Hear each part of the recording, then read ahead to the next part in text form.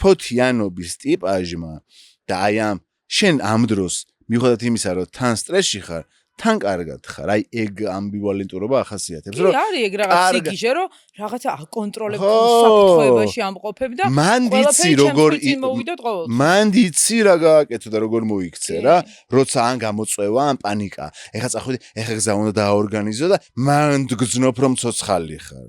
და ამ დროს არ არის. რომ მაგარი ორგანიზაციის ნიჭი მაქვს და მე კიდე პრობლემიდანაც ძალიან მაგრად გამოვდივარ, მაგრამ ხანდახან უნდა გავჩერდეთ, ხანდახან უნდა დავსტოპდეთ და მივცეთ საშუალება ჩვენს შვილებს, ჩვენს იგივე მყოფ ადამიანებს, რომ თვითონ მიიღონ გადაწყვეტილებები და პასუხისმგებლობა შედეგებზე თვითონ აიღონ.